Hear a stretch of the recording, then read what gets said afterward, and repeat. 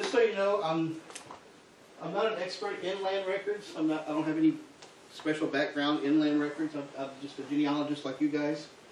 I've done research on land records. Most of the information that I've received, that I've gotten, that comes for this this program, comes out of a book that I've been using about land records. I can pass this around if anybody wants to take a look at that. And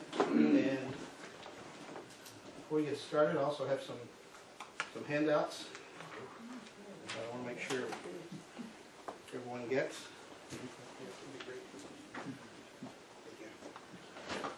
Okay.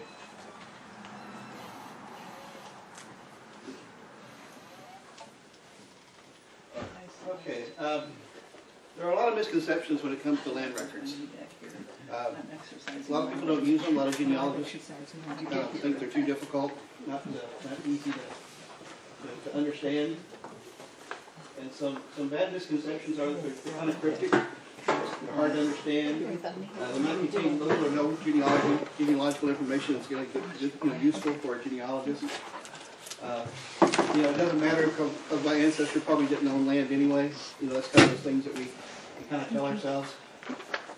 But the facts are that land records are the most numerous records that we have when it comes to records that are in existence. They're the most poorly understood. People just really don't understand land records that much. They're the least used resources. We just don't use them. But the availability of land was also a motivating factor for our immigrant ancestors. When they came over, two more? Sure.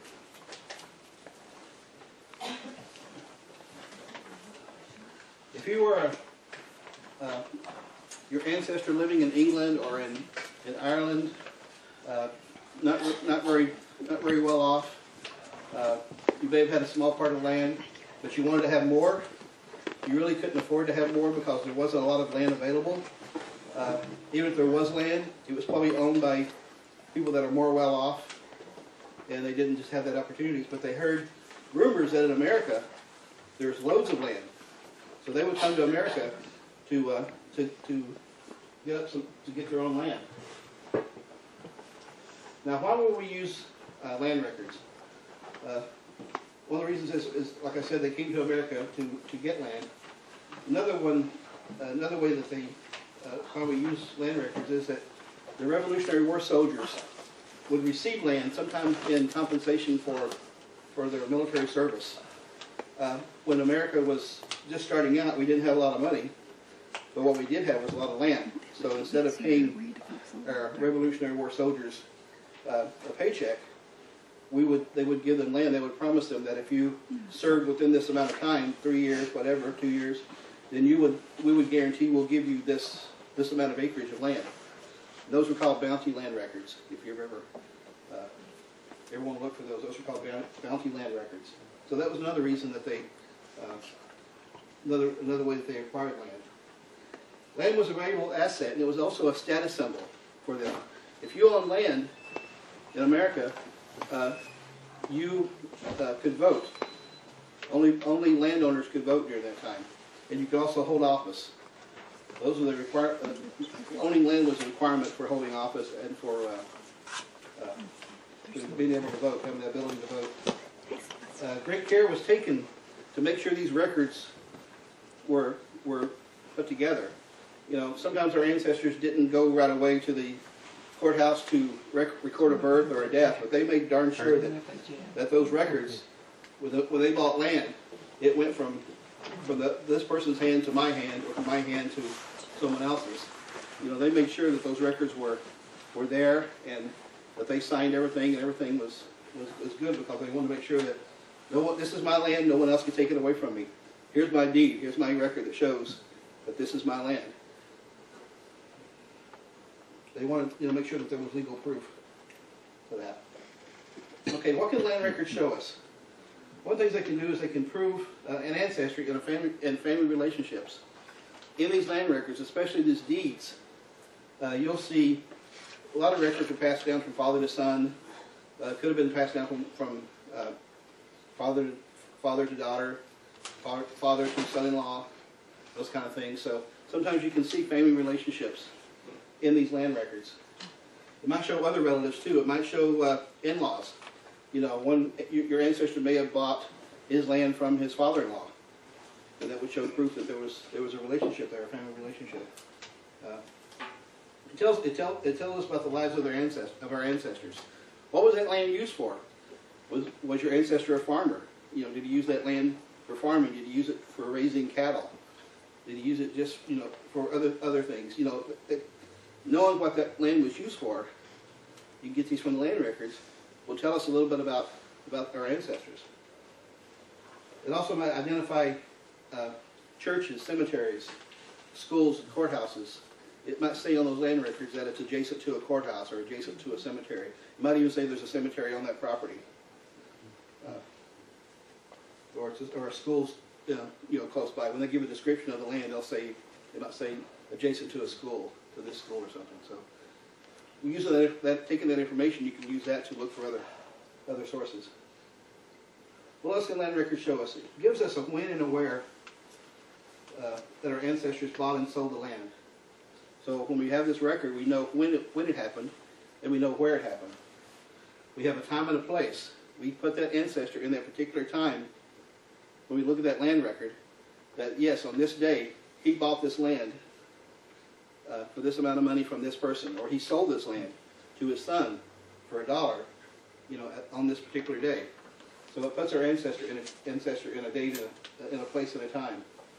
Sometimes it may give an age or an occupation on these land records, or it might identify a wife or an in-law. Or sometimes it has death dates on there.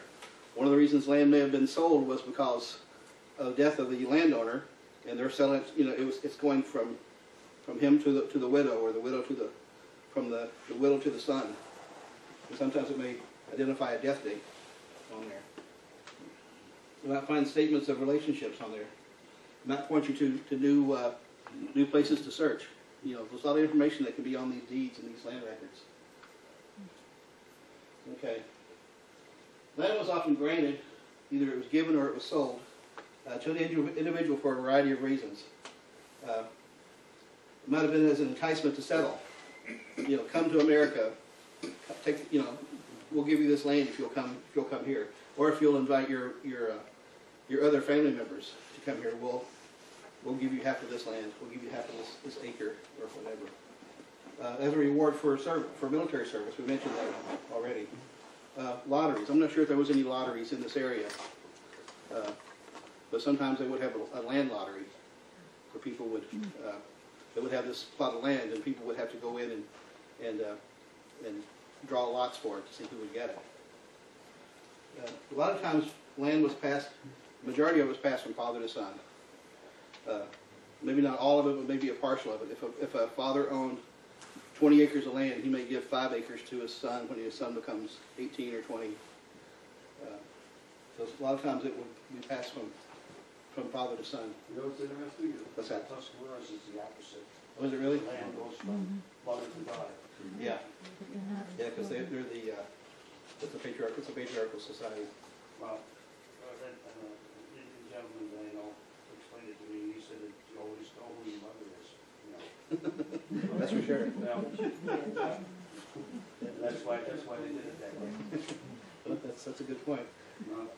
Now, when your ancestor acquired the land, whether he got it from bought it from someone or he got it from the government, one of the things he had to do was fill out an application or a petition for this land. And sometimes that application may have will have the name, sometimes it'll have the age, the county that it was in, or if he maybe even served as military service. Then after that, he would receive a warrant. He would apply for, he would get approved from that, and would receive a warrant for this. Then he would take that warrant, and he would request a survey. So he would take that he would make sure that he would have that survey done by a surveyor, and that surveyor would make sure that land wasn't a swamp area, or that it was good land to go on. So in this, you've got an application or a petition, a warrant, and survey records. Here's 3 records right there that could be floating out there that may have your ancestor's name on it.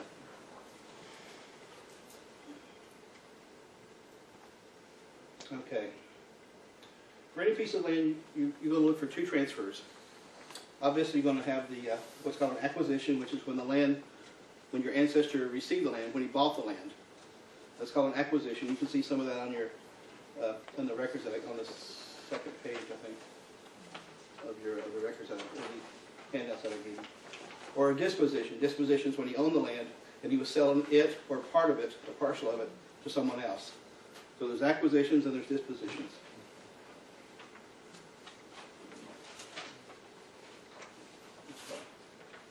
Okay, there's different types of acquisition. Now these are all deeds.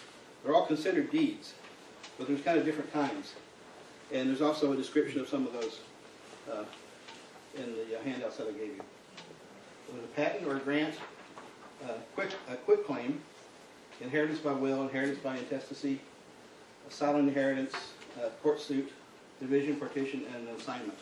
Now those are all examples of an acquisition transfer. Now for disposition, you have the same ones, except for one, which is, I think it's pronounced achievement, and that's when the government would take the land. If there was no other person to inherit the land, to take the land, then the government would just come in and take over. So it's got the word cheat in it, that's how you know. Okay. Okay, deeds. A deed is a document that's used to transfer title or ownership from one person to another. Just like we do today with cars, also with land, with boats, whatever we use. We always have a deed or a document that we use to transfer that. It's a piece of paper that represents that property that gets passed from the seller to the buyer. Most land transfers were decided between 2 individuals that were recorded in deed books. Deeds often convey more than one parcel of land. Sometimes if you look on the deeds, there'll be more than one piece of land that's referred to. So you have to kind of be aware of that. Now here's an example of a deed that I have. There's also one on the last page of your handouts. This is a good example of a deed. There was other ones that I found, but this is kind of the best one that I had that had everything I was looking for, plus it was readable. I could easily read it. If you look at where it says a little bit of handwriting instruction here, that F up there where it says P-R-E-F-E-N-T-S, that's an S. That's how they wrote S's. So that means know all men by these present, that. And it goes into it. So if you see that weird looking F thing, it's really an S. Okay, we're gonna come back to this. Yeah, there are 7 parts to a deed.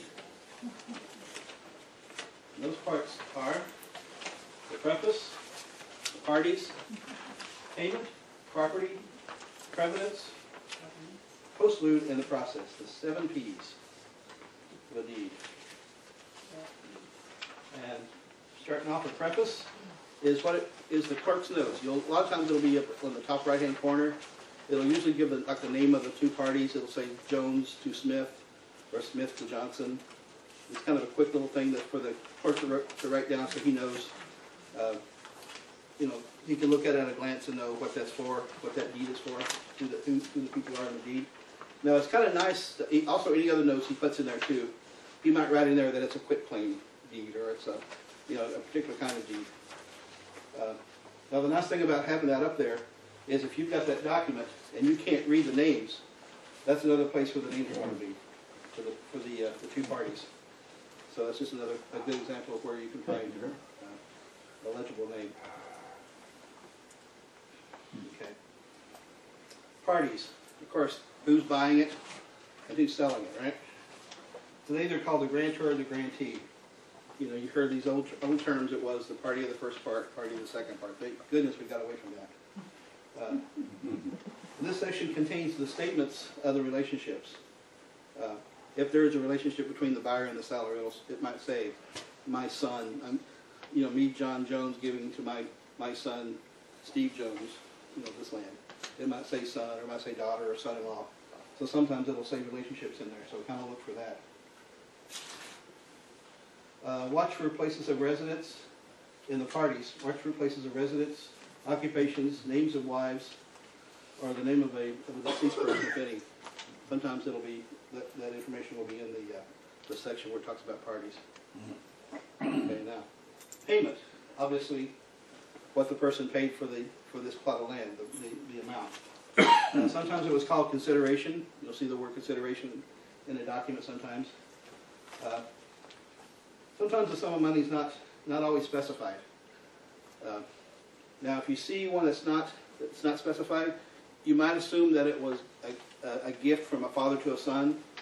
You can make that assumption, but you got to be careful about doing that. Sometimes the reason that the dollar amount's not in there is because some people were private. They didn't want it known how much money they bought. They didn't want to put a dollar sign on a dollar amount on a deed to let people know how much they actually paid for it. So sometimes you'll see, well, most of the time you will see a dollar amount, but sometimes you won't. And if you don't, that might be why. Sometimes payment was given in trade, and that'll specify in there what that is. And it's usually found right after the name. When it gives the parties, a lot of times right after it, you'll see on the parties it'll show the dollar amount. Okay, property. This gives you a detailed description of what the property is, how many acres it is, what county it's in, maybe what's on the property, whether there's a pond or a part of a lake, part of a road. It'll give a good description of what that land is. And it's kind of the hardest to read because it's usually written out, handwritten out. So you have to kind of watch that with be careful, reading that. But like I said before, sometimes a deed will have more than one, will refer to more than one parcel of land. But sometimes he might put in the deed, he gives this parcel of land to this person. Maybe there's brothers. Maybe he has two sons. He's given one part of land to one son and one part of land to another son.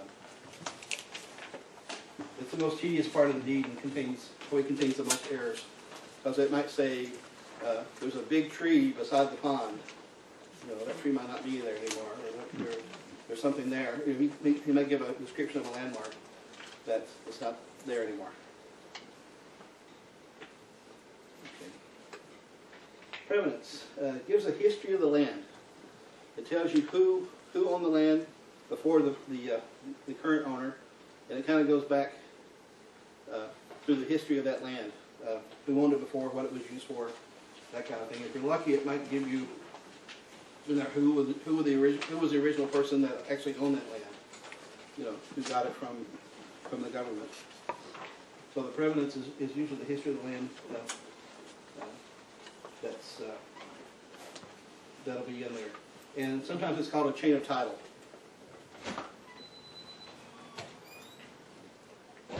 Okay, postlude. Following this long, tedious description of what the land looks like, there's also this long, tedious legalese that has to be in there in any kind of contract you've ever signed. Whether you bought a house, bought a car, bought a whatever, there's all this crazy legalese that has to be in there. It protects the seller, and it protects the buyer, and it keeps somebody from coming back and saying, I didn't really sell this land, I want it back, that kind of thing. So that's always in there. You'll see that. You'll be able to tell the difference between it. It's also called boilerplate. We'll get to that in a minute. It might give a variation of restrictions on sale and use of the land. It might say, I give 2 acres to my son if he, as long as he uses it to plant crops or something. It might be a condition that they might put on that land, especially if they're selling it to a relative. So that'll be in there too. Watch for family-related information, such as cemetery. There might be a cemetery that's on the land that might point that out, or it might give provisions for an elderly parent that's on there. I'll say this land as long as your widowed mother can still live. So as long as your widowed mother can still live here, can still stay here. You guys are awful quiet. Any questions? Yeah, I was going to say, can they legally enforce those conditions? Back then they could, yeah. Oh, Nowadays they can't. yeah. I was wondering, how do we get to these land grants, these land records? Can you do that on the computer, or do you have to go down to?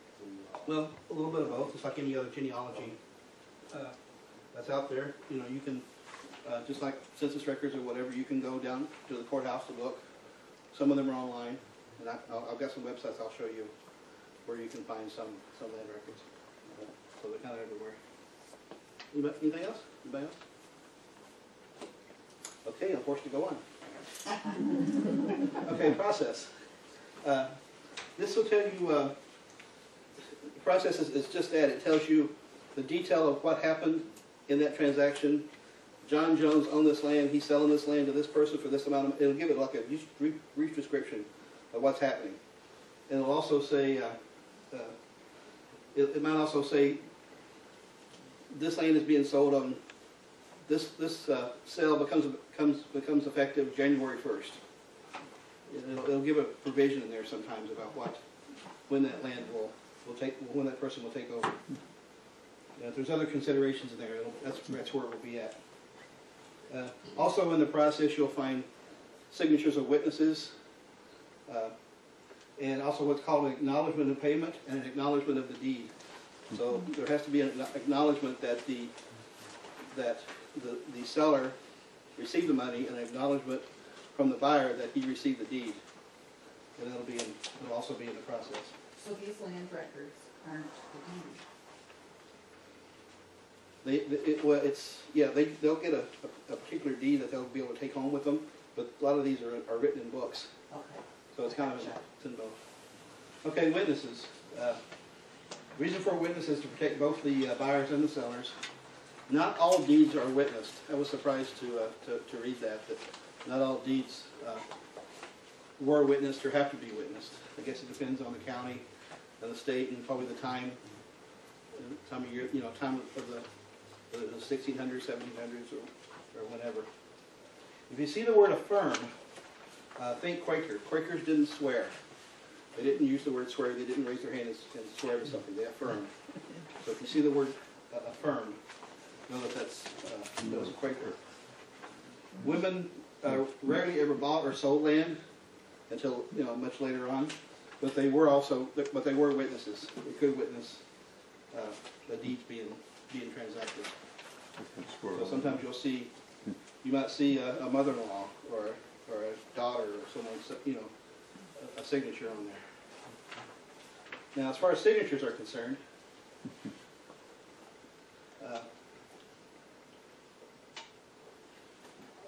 some of these may not have been written by your ancestors. Someone else may have signed it for them. Back in the early years, some of them didn't know how to write their own name. They'd do it. They'd put an X down, or they might have known their own initials, so they would write their initials. The little bird symbol up there is an example of someone's signature. That's what someone used as their signature in a contract. Some couldn't write, couldn't have written. Some who couldn't write used a distinctive mark, like a circle, a squiggle, or a combination of lines to signify their signature of who they were. Okay, so don't be surprised when you see these funny-looking things, where the signatures are supposed to be. Okay, going back to this deed. You'll see up in the corner, the preface. It says Robbins to Robbins. It's also on your back page of your handouts. So this is the clerk's note saying that this is a sale from a person named Robbins to another person named Robbins. The parties, John Robbins, someplace, county of, it's like Hillsborough, Providence, New Hampshire. Then right after that, this is the parties. Right after that, you'll see the payment. Can anybody read that? See what that says? What kind of payment is that? Shilling and what? Pence. So what does that tell you?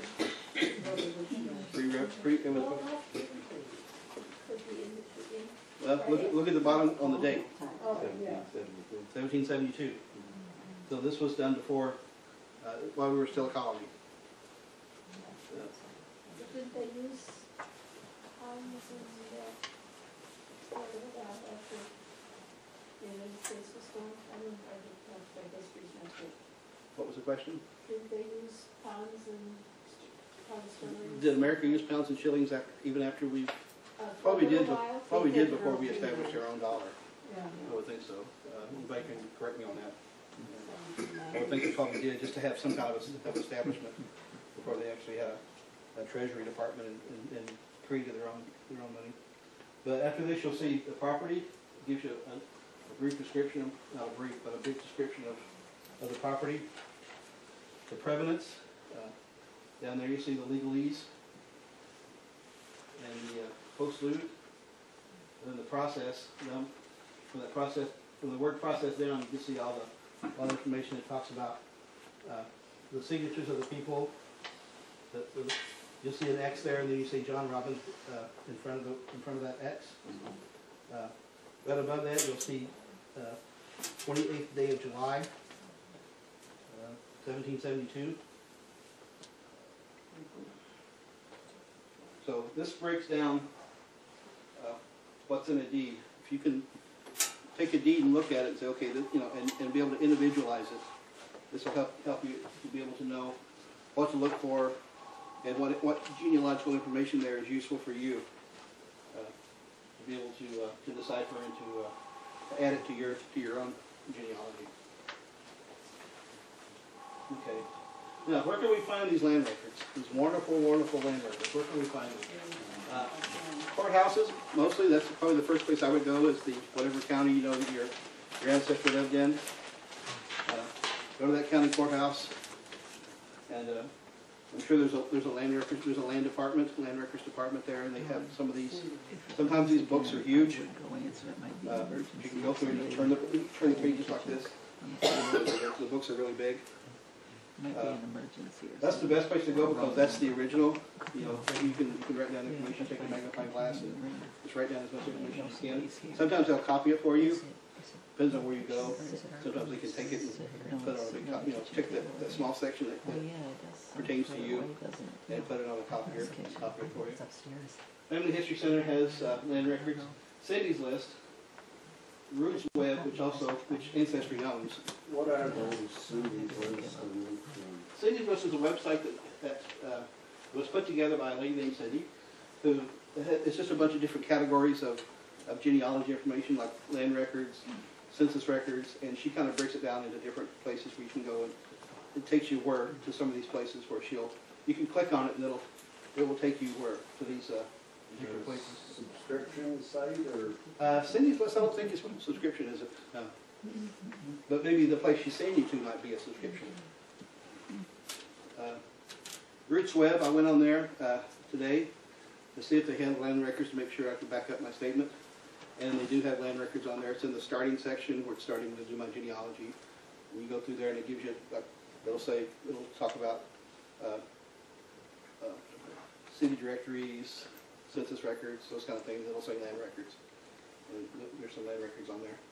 Another good place to go is the General Land Office. You can write them. It's glor records.bhn.gov. GLO is General Land Office records, and the Family Search also has land records. But it's just like census records. Somebody had to painstakingly take these and scan them and put them on a computer. So sometimes you might find land records for the area, sometimes you might not. So you just have to, it's a hit and miss.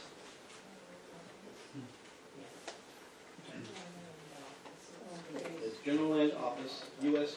Bureau of Land Management, and it's www.glo, which is General Land Office, GLO records, .blm.gov. BLM is Bureau of Land Management. And my guess is if you go there, you could probably order, and you probably have to pay for it. It's probably places to order. Just like military records, when you go to National Archives. It's probably a place that you go and you look at it and find what you're looking for, and you place an order for it, and 2 years later you'll get it. Oh, really? You- But Okay, they good. charge you by the page, and I got a lot of blank pages. Oh, is this military or is this land? Yeah, Yeah. yeah, that's happened before. Because it'll be like some really useful information, 5 blank pages, and then more. And you get charged for You it. pay for every page. Yeah. I've had it before. Okay, so everybody's written this down? Okay.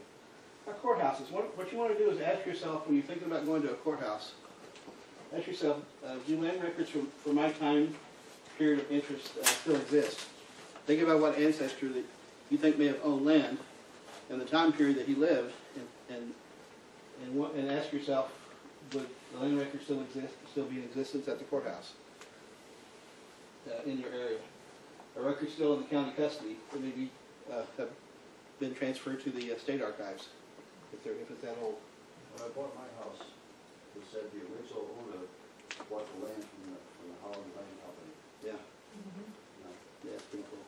That's the original. That's the The Hollow Land house was came built in. in 1840, so. Yeah, the Hollow Land came in and just took everything. You know, then they started parsing it out to Yeah. the people. So is that when the Dutch House still had colonies, is that anything to do with that, or? Yeah, I don't know much about the Dutch, about that, as far as the Dutch land. I told you I wasn't knowledgeable on land records. I would say just Google that, and, Dutch Holland land records and see what the history of that. I don't think I it's don't anything know. there's I don't Dutch. think it's anything to do with that. Holland, that was, Which I is the read name of it the company? sometime, yeah. Oh, The person's name was Holland, wasn't it? Yeah. Yes. It's right, Batavia is right close to Main Street, Batavia. Oh, The building is oh, expensive. oh,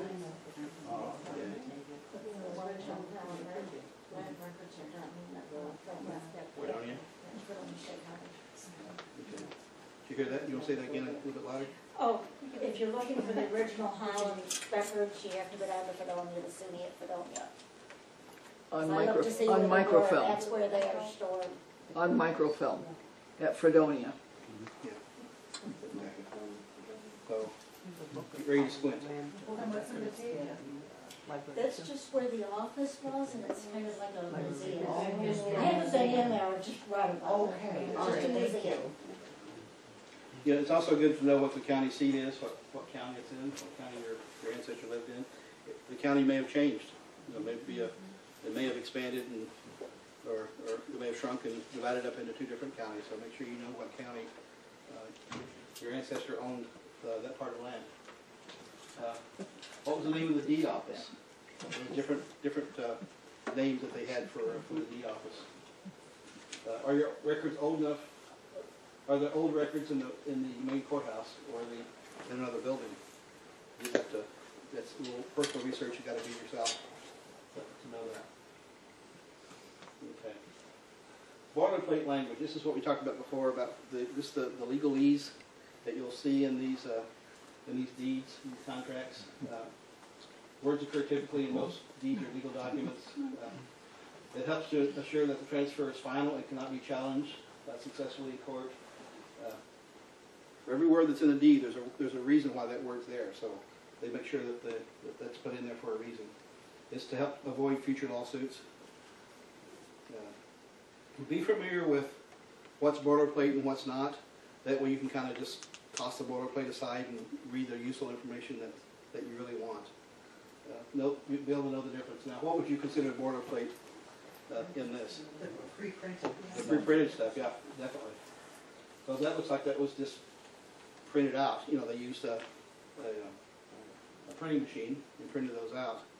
And then it was filled. The rest of it was filled in by the person owning the land, by the person transferring the land.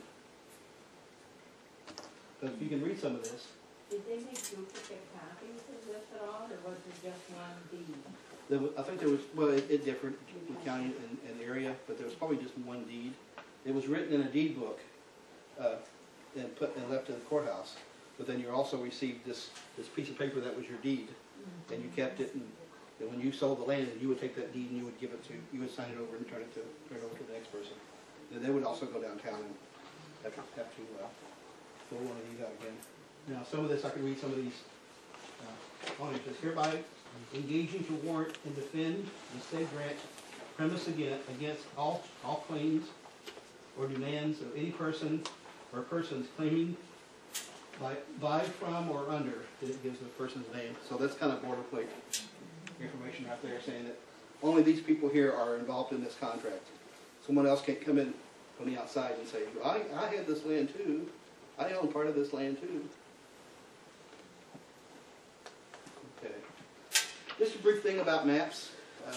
Maps are always good to kind of go along with, if you're looking at land records, it's always good to kind of familiarize yourself with maps. You know, specifically as a genealogist, we're looking at the old maps, the old ones. What you're looking for is county highway maps, USGS maps, which are United States Geological Survey maps, maps, atlases, and gazetters. Atlases are, you're looking for historical atlases, mostly as a genealogist. It shows county formations and that tell you, when the county was formed. Yes? Jim, at one time I requested the USGS maps, and I was only interested in one state, but the man asked me, what do I want? I said, all of them, and after he got done gulping, I got this great big box, and we didn't use them that much, so I gave them to Pat Few when she was working the gift shop, so if they're down in the basement, maybe we could ask for them back. Put that on your list to ask Melissa. Bring up to the library. You're right. What area is it, for Niagara County? Or? The state, you'll have to see, but Okay. I'm pretty sure it was USGS maps. Okay. Big fold out. What Nice. year? What year do you know? Roughly? To be discovered. We'll Okay. see. Okay. Let's ask if they're still down in the basement here. Okay. Well, hopefully we can check that out. Most of the 1800s maps didn't have road names on them. Right. Yeah, they wouldn't have road names on it, but yeah. Yeah. Also, I'm not sure waterways. Gazetters are. It's like a definitions for a map. It's like different listings that you would find on a map. So I just want to familiarize yourself, make sure you're familiar with these, and maybe you can use these in conjunction with looking at land records. Once you have a land record, you know you have one for your ancestor. It gives a description of what it is. Then maybe you can go to a map and try to find where this land was. What's there now. It's kind of interesting to always find out what's on that land right now. Okay. In summary, and I'm wrapping up, by the way. Land records can be useful to know what to look for and where to find them. Knowing how and from whom your ancestor obtained their land can help you in your genealogy search. Being familiar with land terms, I've given you a list of terms, especially on that first page, some nice definitions that you'll see. It's like, wonder what the heck is this, and you'll give you some nice definitions that you might run across. Being familiar with some of these terms will help you in your search. Breaking a deed down, like we did with the 7 Ps. It's good to have the deed broken down so you know what to look for. You can give an idea of what. If it's broken down, then it's easier to digest, and we can take it and know what records we're looking for and what information is on there. Okay. Are there any questions? Yes. I just wanted to make a comment about, earlier you mentioned that it's good to know whether the records are still at the facility or in a different building. That's Right. important, especially if you had to travel a long way and you think you're going to get your research done in one day, and lo and behold, they have to get those records from another building, and Right. it's going to take 2 weeks. Yeah. So it's good to know that in advance. Yeah, because we think we can just walk into a building and say, And show it's me all this. there. Yeah, show me this, and they'll take you down to a dusty, 2 floors down, and pull out this big book, and there, and lo and behold, there it is. Yeah. Sometimes it's not like that. They do, don't they? Who do you think you are his room for us? I'm sorry, say that again? Finally, I turned around, I stood up and turned my chair around. I think they are, yeah. The deeds I think are. Yeah. Either, The if deed you're books. looking for wills or Something whatever. Yeah. And I'm hoping Yeah. it popped back into place or something. Then I had a couple times. Yes, sir. Yeah, I got a question, Jim. The place I got now and the one before that, I had an Don't trip me abstract. up, okay? What's that? Don't trip me up. I had an abstract of title. Is that available in the county courthouse, or is that just? Well, I think they all are. You know, they all should be. They don't keep different types of deeds in separate places. I think they all should be in the same area. What is that? The abstract of the title? It takes you all the way back to Holland land purchase. Everyone that owned the property. Oh, like a. Yeah, almost like okay. Yeah. Yes, ma'am. My cousin got land from his mother when his father passed away. Okay. He knew that his great-grandparents owned that land, 300-something acres in Steuben County, Hornell, New York. Uh-huh. And he knew that his great-grandparents owned that land at one time. So now he's in his 60s or 70s. He just sold the land about 5 years ago. And the guy who sold the land comes over to his door and says, "Who's going to take care of the cemetery?" And my cousin says, "What cemetery?" My cousin was raised on that farm. He thought he knew the farm inside out. And he goes, "Well, the cemetery looks like it hasn't been taken care of in a long time." He goes, "Who's going to take care of the cemetery?" And he goes, "What cemetery?" So he goes there to the cemetery, and his great-great-grandparents are buried there. His grandparents, his great-grandparents, and there's like 50 people of his family buried there. He had no idea it was there. Is that amazing? What happened or what? It was way out on the farm, out in the land. That happens all the time. I owned land in Clarence, and one day we wanted to see who owned some other land that we were thinking that adjoined our land. We wanted to buy that parcel. So I went into the town, the Clarence Town facility, and in there they have maps of the towns. And in those town maps, they have marked out cemeteries and sometimes old buildings that are no longer there, but the foundations might be. And that's when I found out that there was a cemetery on it. It was marked on the town map. Wow. For our property. Yeah, my great grandfather was buried on a property of his first wife's family's. He's buried like in the back of the field. There's a rope. There's a ironed off fence with him. He was buried with his first wife. I'm the product of his second wife's ancestry, but he's buried with his first wife. On that family property. Even if it's back cemetery, if you're correct ancestor. My cousin's daughter. It's been going got through the it access to that cutting it cemetery. all down and cleaning up. The guy says she's been going I through believe it. what So now Toby everybody left comes is into our town, he brings computer us from the a 60s on. 60s on. Oh, nobody else has seen it before. You got run into some privacy issues. That news. So were there stones? Were there gravestones? Beautiful gravestones. It's a huge cemetery. It's beautiful. Yes. I have an example of Wilson, and it shows the property names of property. Mm-hmm. Looking up my husband's side of the family, I found out where they live. Nice. Now, I could have gotten really into how they take a piece of land and they break it down into sections and acres and stuff. There's some of the things that's in that book. I really didn't want to get that convoluted.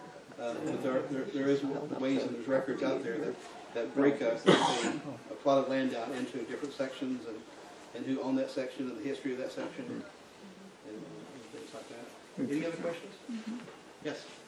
I just want to comment, I think this was in the latest newsletter that historicmapworks.com has just thousands of maps like that all over the country. We put in the county, state, county, and the town if you know it, and up comes a list of dates and you can find the history. I found a lot of them on there. Just the whole map of their town. What site is that? Historicmapworks.com. I think it was in the newsletter, wasn't it? Yeah. I'm a long-time member, but In the latest newsletter. dismissed.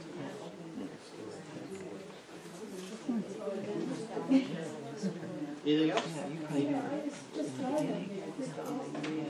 Everything's changed, maybe now. I'm not sure if there's any records of renting, because this is mostly property, selling property. Rentals, I'm sure there's records out there of that, but I'm not sure. Yeah, it would probably be with the families. I believe so. I don't know what else he does in these places. Yeah, there's no records to file, nothing you have to give to the government, man, this person rented this property. Just like, any other record, death records, marriage records, just like any of those records too, there's a section there that says to give the history of that land, they can only give that amount of information that they had, so there might be incomplete information that they can only give. If they only knew so much, they only give what the information that they had, so, it's nice to be able to find a nice big paragraph of the long history of that land, but at least, you know, they only went as far as they knew. Anything else? Any questions? Any other questions? Thank you very much for being here and being such a great teacher.